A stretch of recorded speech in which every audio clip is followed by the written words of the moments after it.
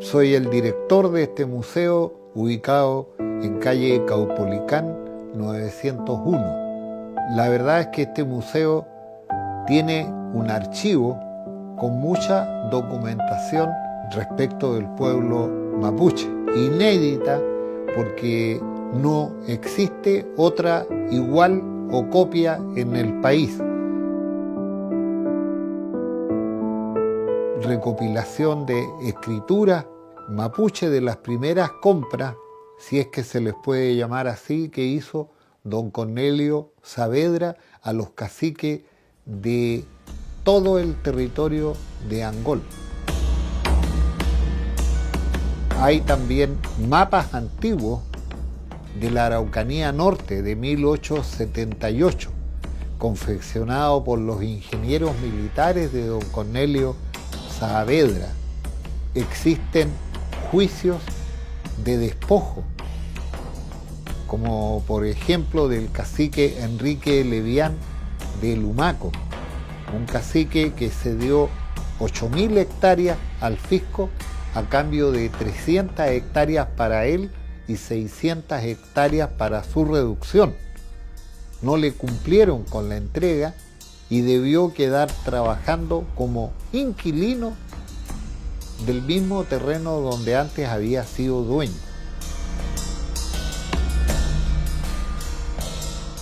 Documentos militares del levantamiento, del último levantamiento mapuche de 1881.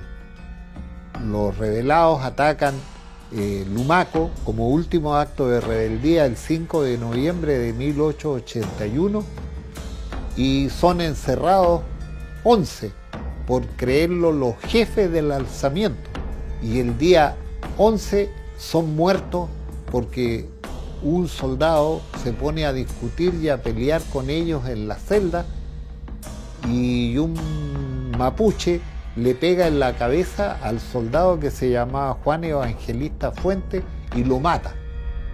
Los soldados pretextan un toque de alzamiento a las 11:30 de la noche y masacran en la celda a los 5 primeros mapuches presos ahí. Les disparan por la puerta y las ventanas y luego, media hora después, nuevamente toque de alzamiento y asesinan a los otros 6. Entonces, ese documento está para todo aquel que le interese la historia verdadera mapuche. ¿Cómo se forma este archivo y este museo?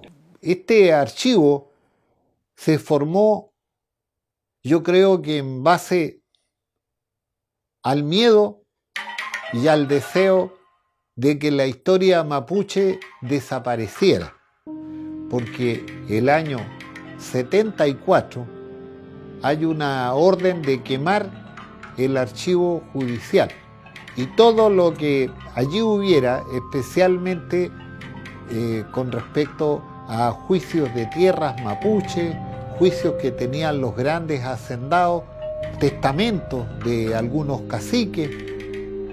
La cuestión es que llegó la orden de quemar. Y aprovechándome de eso y con la complicidad de alguna persona del juzgado, y yo me puse a acarrear todo eso para mi casa. En mi casa tenía sótano. Y allí fui tirando esto que estaba lleno de fecas de ratones muertos, secos ya, entre medio de los papeles, y fui acumulando, pensando que algún día pudieran servir, pero nunca me imaginé en una dimensión real la importancia que iban a cobrar.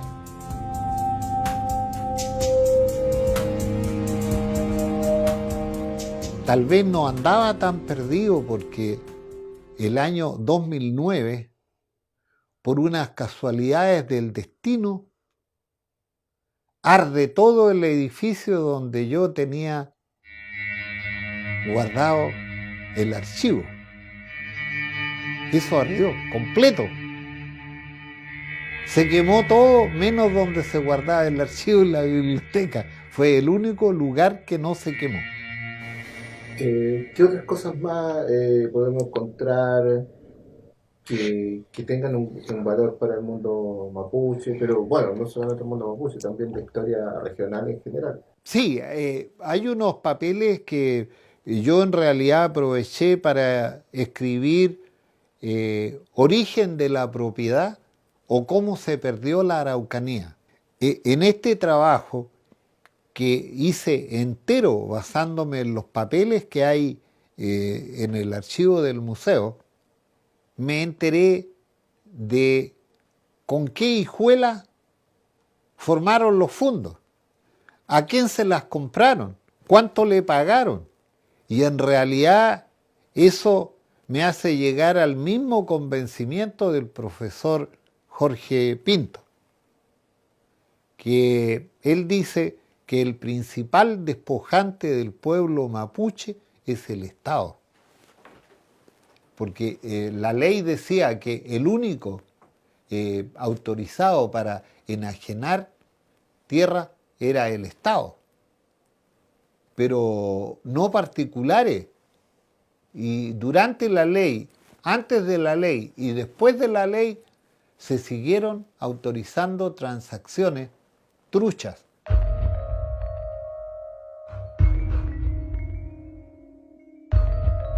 El papel al principio no me llamó mucho la atención.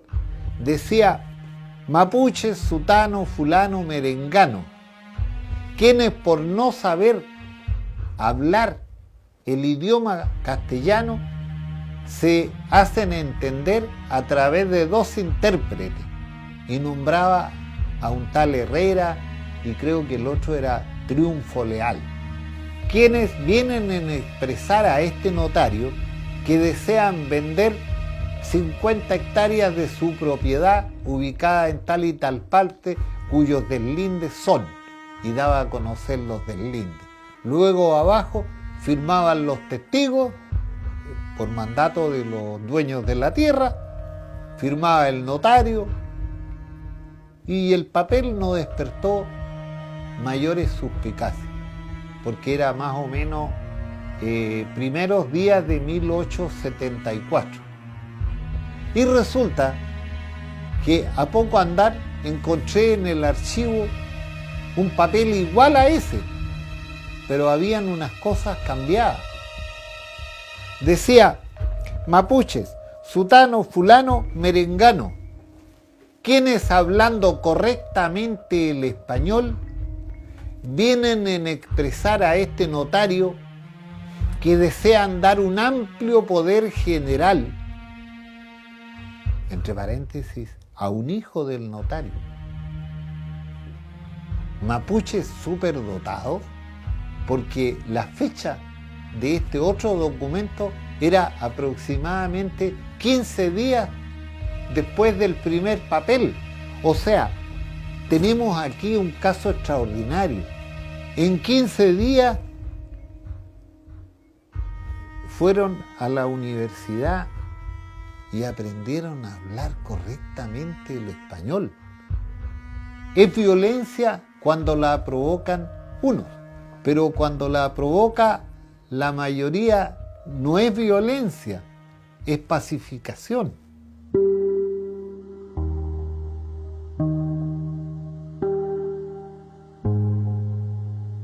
Tal vez, aprovechándome de esto, es una invitación a que conozcan la verdadera historia, no esa que se le entregó al pueblo chileno masticada y digerida, llegar y tragar.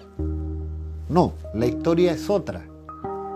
Hay que volver a investigarla. Yo le digo que cuando vengan, pidan, vean los papeles, los mismos papeles que yo vi. Traigan a alguien entendido en grafología, estudien el papel por si fue algo, por último, que escribí yo mismo para llamar la atención. Los papeles pueden expertizarlos por alguien que sepa, para que vean que son auténticos.